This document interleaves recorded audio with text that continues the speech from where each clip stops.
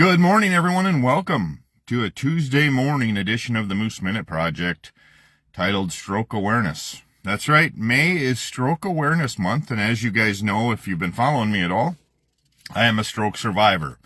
July 23rd, 2017, my life changed. I lost the left side of my body, and my wife called the emergency number immediately. Which drastically helped.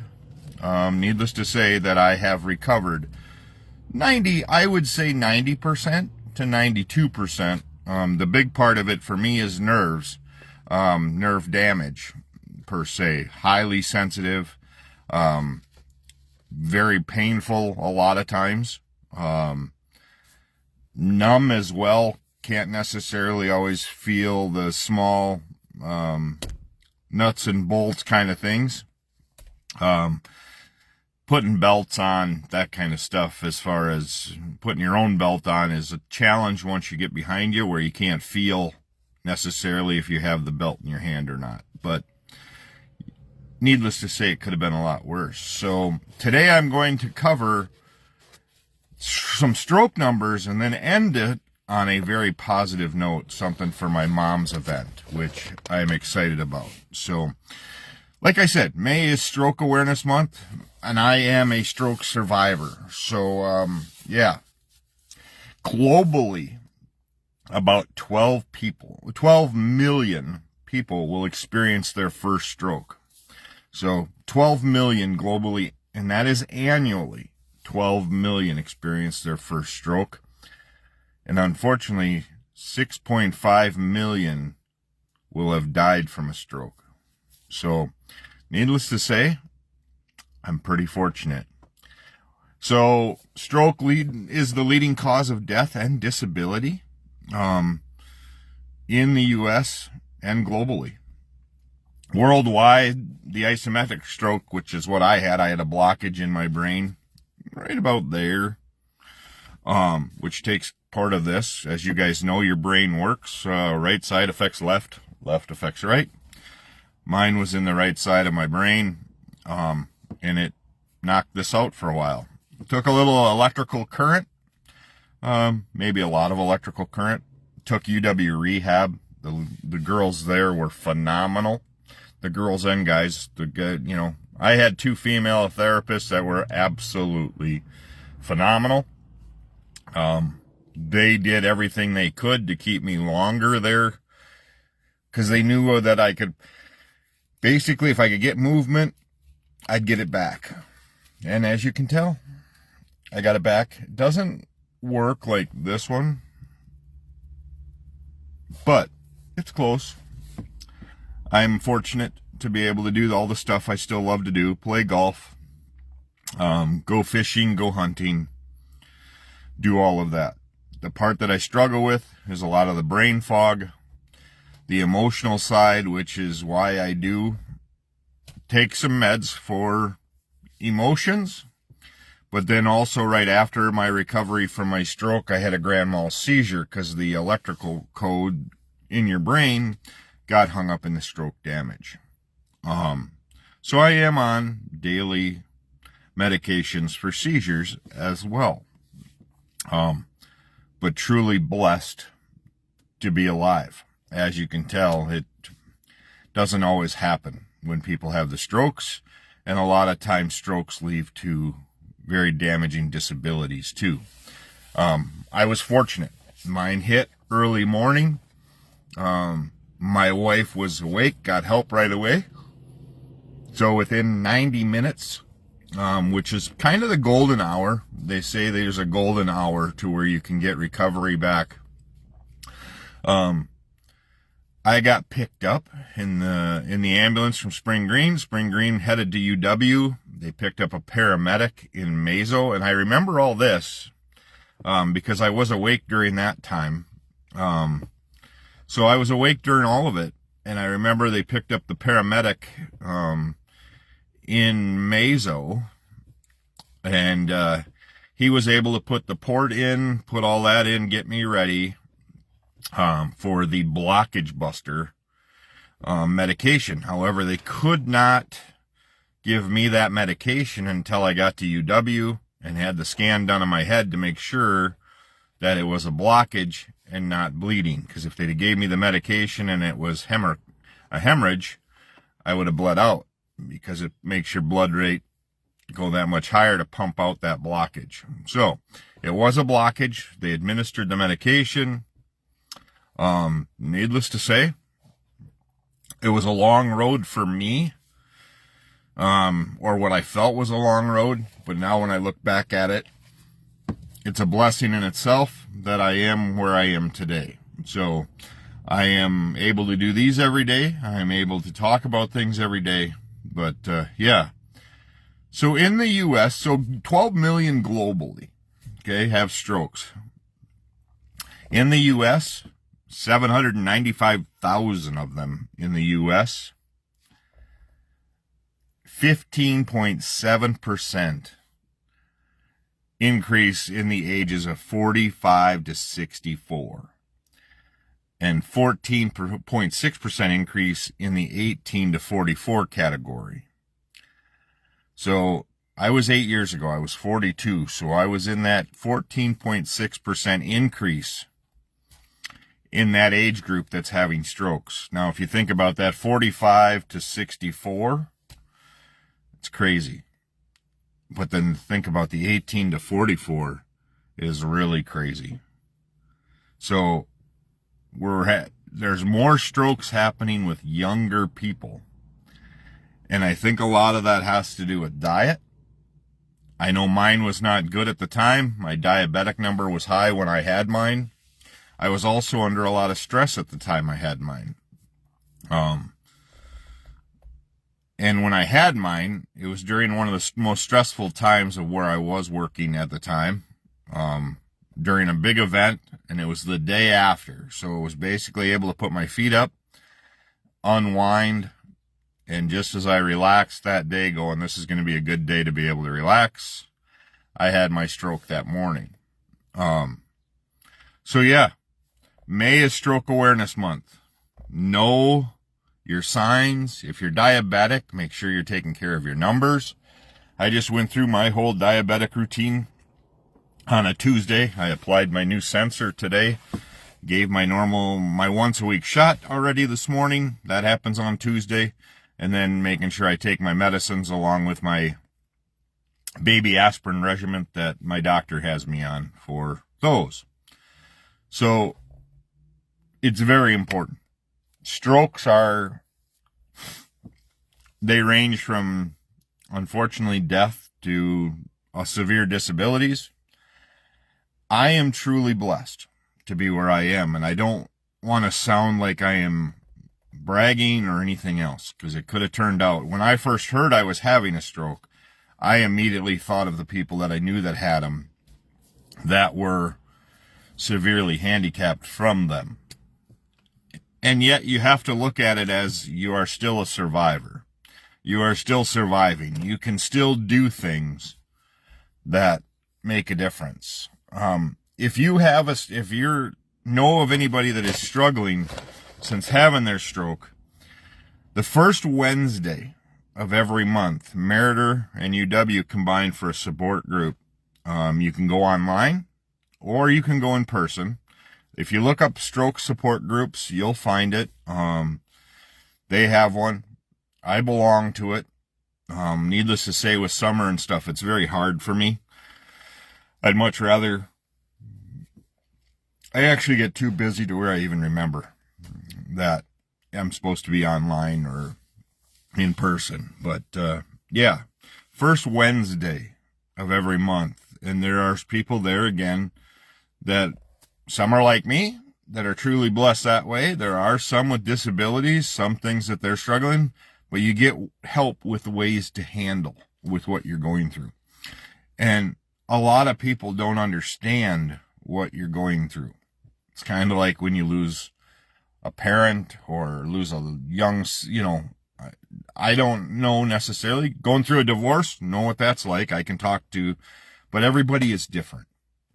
So if you are struggling after your stroke, or if you know someone that is struggling after a stroke, get them to a support group, do whatever it takes to help them there with that. But yeah, drastic increase right now in the ages of 18 to 64. 64 and above, they say the numbers really haven't changed. If you have one stroke, 1 out of 4 are going to experience a second one. Heaven help me that I don't experience that. I am trying to do things better. I am down. I was, I think, 315, 325 when I had mine. I'm down 50 pounds. Since I had my stroke, I am down 90 pounds since I was my heaviest, at 365. So I am right now I go between 270 to 275, trying to take care of my numbers, diabetic numbers, my A1C. And that is where right now, with the loss of my mom and stepdad, and when things get in the way, I have always been a stress eater. So if I get stressed, I eat. And yesterday, my brain just had enough. My brain had enough. I think I was laying down by 7 o'clock. Not sleeping necessarily, but laying down until this morning. When you've had a mind injury or a mental brain injury, remember one thing, especially when I had after my stroke, I slept a lot, and it's okay. If you are a stroke survivor and you feel like you are sleeping a lot, you probably are not. You're feeling that way, but your brain needs to repair itself. And it's not going to repair the damage that's already done, but it's going to work around different avenues. So sleep and rest are a major factor, and they need to happen.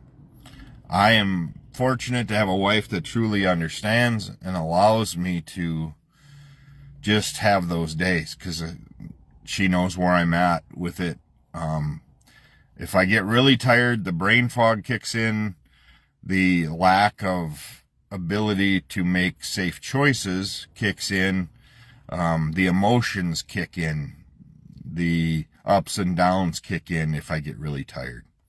So I just listen to my brain and shut down. So, and a lot of times people ask me, what's wrong? Why are you grumpy? What's going on? I'm not. I'm just shut down. I have had enough. So that's where that's at. Know the symptoms, guys. If you are around, and this can happen anywhere, but know the things that start to take place, and then call 911 with your face, your arms, your speech, and then, of course, time. So if the face starts to droop, which mine did, I started slurring words. My left arm quit working. It just went dead. And then my speech was, this part of my mouth had already dropped. So during that time, she called 911 immediately, got me downstairs, got me onto the couch, and waited for the paramedics to show up, which Spring Green did a phenomenal job that day. I am super proud that I have 2 kids now running. Isaac doesn't run the ambulance anymore, but my daughter Callie does in Boscobel. She's on the ambulance crew here in Boscobel. Isaac did for multiple years, and now he's a deputy, and so he still gets called to medical things, still has the knowledge to do it. Unfortunately, I think it was somewhat of what I put him through, that he chose to do that. Right after that, like I said, my stroke, I had a grand mal seizure because of the damage in my brain. So that is where I'm at with that, with Stroke Awareness Month.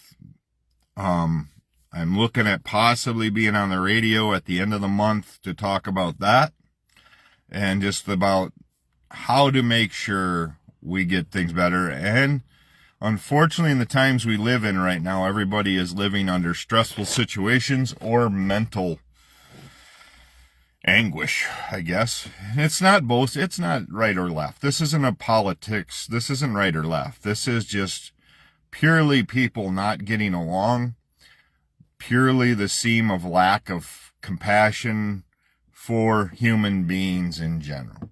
So that's where we're at with that. So now we're going to end with something good. I'll hold this card up right here. See, you guys can see it. Yeah. Or I can hold it this way, and that's the other business. So, Bob Borden. Bob Borden was a canine officer when I was going through my training at St. Cloud State. Bob was a canine. I was going through criminal justice. Had no ambitions to be a canine cop.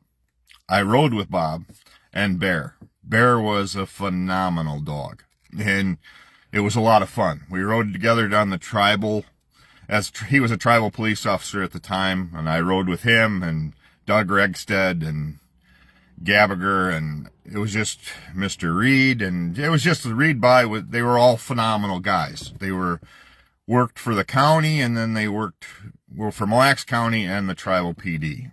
And also riding along with tribal PD made me make the decision that I was not going into the police world. Negative. Not going to happen. But Bob and I reconnected through Facebook. You know, we spent a lot of time together in a squad talking, and it was just a lot of fun. So Bob and Ashley own Riverbend Hunting and Shooting Preserve in Casper, Wyoming. That's right. Casper, Wyoming. When I think of Casper, Wyoming, and I verified with Bob, when I think of Casper, I think of the old-time westerns, you know, where you'd hear the spurs clinking down the road and the deputy, you know, cop shows up with a old six-shooter on the side or whatever. But Bob still says Casper, Wyoming still has a lot of that old-time heritage and roots to it. He says, but with the oil and gas rigs out there, you are seeing these young bucks show up, but they all get along. So you have the old Western guys mixing with the, as Bob put it, somebody with blue eye, dyed hair, whatever it may be. But they're talking, they're sharing coffee, whatever it may be, because they know it makes the world go round. The oil rigs out there and gas and all that stuff. Hey, it's got to be done. So, but he owns Riverbend Hunting and Shooting Preserve out there. So, this is going to be available for silent auction on my mom's event, November 8th at the Phoenix Center. It is a 2-person guided hunt at the Riverbend Hunting and Shooting Preserve in Casper, Wyoming, doing pheasants. If you want to take a few days and enjoy yourself and take a vacation, you need to come down to November and win this certificate. And go out to Casper, Wyoming and see my buddy Bob and his wife Ashley. They have that hunting preserve. Plus they have 5-stand. They've got they got clay targets. They do all that too. So it's not just that you're going out for a hunt. It would be an experience. You could go experience Casper, Wyoming. Go take your time off. Have a great hunt. Maybe shoot some clay pigeons. Maybe shoot at the stations there. Again, if you want to know more about it, riverbendroosters.com. So Wisconsin, www.riverbendroosters.com. Bob and Ashley Borden.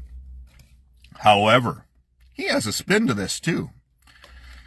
I'm actually doing this. Bob doesn't know I'm talking about his other business as well. If you are looking for a hunting dog and you want a hunting dog, I would talk to Border Creek Labradors by Bob and Ashley Borden. That's right. They train Labradors as well for hunting dogs. And I've seen some of the things on their page of award-winning dogs. So I know they're training them very well. So if you want to train your dog, he'll do that as well. But you can get a hold of them again, and that's at Borden Creek Labradors. So again, I'll hold this up for you. BordenCreekLabradors.com, and you can find out more about that, or you can go on a hunt to River Creek, the Riverbend Hunting Preserve, and shooting. See, shooting, that's the big part. Not just a hunting preserve. We're talking shooting. So, thank you to Bob and Ashley for that.